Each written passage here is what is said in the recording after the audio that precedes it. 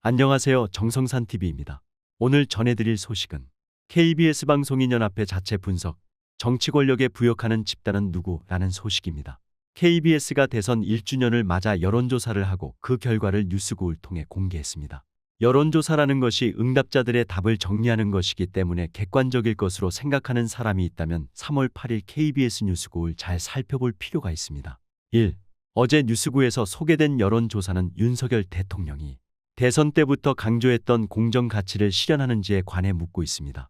리포트는 실현 못하고 있다 54%, 실현하고 있다 42.5%였다고 보도합니다. 2020년 9월 30일 뉴스고은 여론조사 결과를 보도하는데 이때도 공정에 관한 질문이 포함되어 있습니다. 질문은 두 가지입니다. 첫째, 우리 사회는 공정할까? 둘째, 문재인 정부 들어 공정해졌는가입니다. 윤석열 대통령이나 문재인 대통령이나 모두 공정의 가치를 강조하면서 취임한 것은 같지만 사회가 공정한가를 묻는 방식은 완전히 다릅니다. 문재인 대통령에게는 사회의 공정성에 대한 단순한 평가만을 묻고 있지만 윤석열 대통령에게는 왜 약속해놓고 지키지 않느냐는 듯 책임을 추궁하고 있습니다.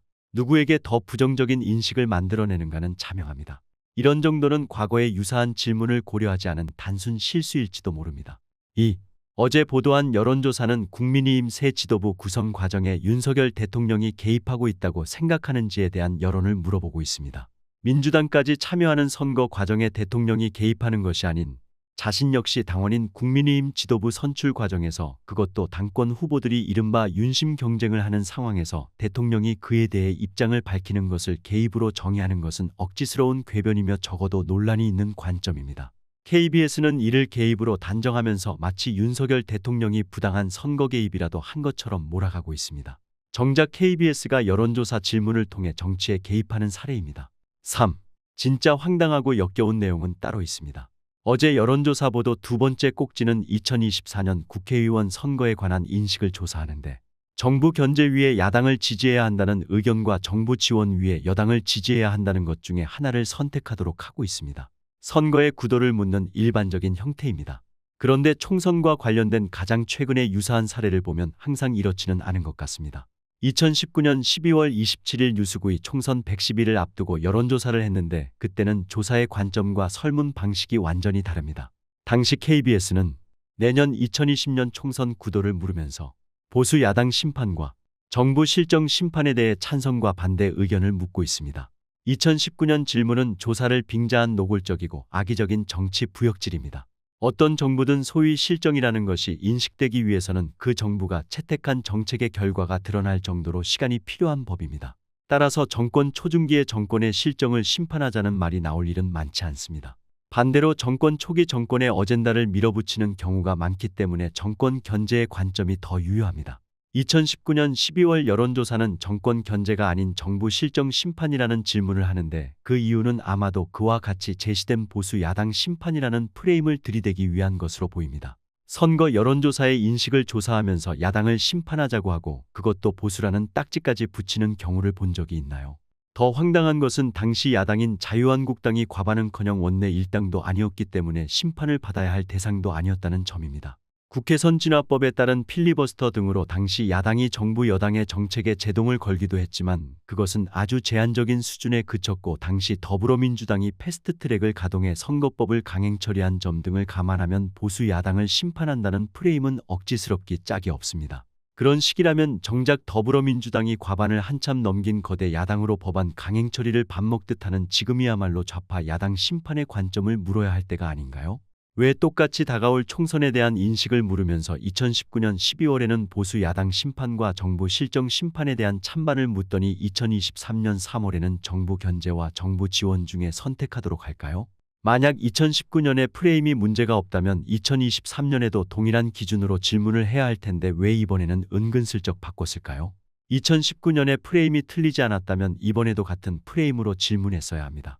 만약 2019년이 잘못됐다면 당시 KBS가 자행했던 장난질에 대해 당시 보도본부 간부들과 취재라인은 진솔하게 사과해야 합니다. 당시 KBS가 그렇게 견마지로를 다해 민주당을 위해 봉사한 결과 180석의 민주당이 나올 수 있었던 것은 아닌가요? 우리는 이런 문제가 설문을 구성하고 보도하는 기자가 의도한 것이라고 보지 않습니다. 조국은 임명했다고 하고 한동훈은 한사코 임명 강행했다고 표현하는 것처럼 KBS 보도의 토시 하나하나는 민주당 편향적인 사고가 지배하고 있습니다. 동료에 대해 근거도 없이 적폐, 공범, 부역자라는 언어폭력을 자행했지만 뼛속까지 DNA까지 정치 권력에 부역하는 집단은 따로 있습니다. 그렇지 않고서야 이렇게 여론조사 하나에서조차 일관성 없이 그때그때 민주당에만 유리한 방식으로 여론조사를 할 수 있겠습니까? 이런 불공정 편향 보도의 문제점은 그간 수백 수천 번 지적돼 왔고 김희철의 취임 이후에도 수없이 제기됐지만 전혀 개선되지 않고 있습니다. 결론은 한 가지입니다. 김희철은 퇴출돼야 합니다. 이것만이 좌파 정치 권력의 KBS를 팔아먹느라 바쁜 김희철 일당으로부터 KBS의 직원들을 구하는 유일한 길입니다. 2023년 3월 9일 KBS 방송인연합회 또한 국민의힘 공정미디어위원회는 9일 성명서를 통해 지난 8일 구속 기소된 윤석년 KBS 이사의 즉각 해임을 촉구했다. 국민의힘은 이날 성명서에서 TV조선 재승인 의혹에 연루됐던 현직 KBS 이사인 윤석년 광주대 교수가 어제 결국 기소됐다며 이같이 밝혔다. 이어 국민열세인 시청료가 옥중수당으로 빠져나가서는 안 되니 방송통신위원회는 이를 수수방관 말고 윤석년 이사를 즉각 해임하라고 주장했다. 또 윤석년 이사는 2020년 TV조선 재승인 여부를 심사할 당시 방통위 직원들과 공모해 고의로 점수를 낮게 조작한 혐의를 받아왔다며 위계에 의한 공무집행방해죄는 최대 5년의 유기징역을 선고받을 수 있는 중대 범죄라고 목소리를 높였다. 계속해서 현직 공영방송 이사가 중대한 범죄 행위에 연루된 것만으로도 충격적이라며 옥중 신분으로 KBS 이사회 참석도 불가능하고 이사 직무 수행도 불가능하다. KBS 이사를 유지시켜줄 이유를 찾을 수 없다고 잘라 말했다. 특히 KBS 이사들은 약 월 400만 원의 수당과 업무 추진비를 받는다. 1년이면 5천만 원가량 되는 큰 금액이라며 윤석년 이사는 2월 17일 구속 시점부터 이사회 참석도 이사 직무 수행도 불가능하다. 국민이 낸 수신료가 사실상의 옥중급여로 지급되는 게 말이 되는가라고 따져 물었다. 그러면서 윤석년 이사는 구속에 앞서 이사직을 내려놓았어야 마땅했다. 옥중에서라도 사임 가능하지만 그럴 가능성은 낮아 보인다고 내다봤다. 계속해서 이제 방송통신위원회가 나서야 한다. 국민열세 수신료가 낭비되는 것은 막아야 한다며 국민을 위해 수신료 낭비를 막기 위해 해임 건의안을 처리하라고 강조했다.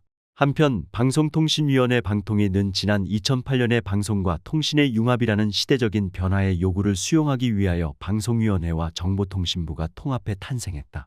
방통위는 방송기본계획 및 통신규제 기본계획에 관한 사항, 한국방송공사의 이사 추천 및 감사 임명에 관한 사항, 방송문화진흥회의 이사 및 감사 임명에 관한 사항, 한국교육방송공사의 사장 이사 및 감사의 임명에 관한 사항, 지상파 방송사업자, 공동체 라디오 방송사업자의 허가, 재허가에 관한 사항, 종합편성이나 보도에 관한 전문 편성을 하는 방송채널 사용사업자의 승인에 관한 사항 등의 권한이 있는 주요 기관이다. KBS 어떻게 생각하시나요? 이상으로 오늘의 소식을 마치도록 하겠습니다. 구독과 좋아요, 알림 설정 부탁드립니다. 감사합니다.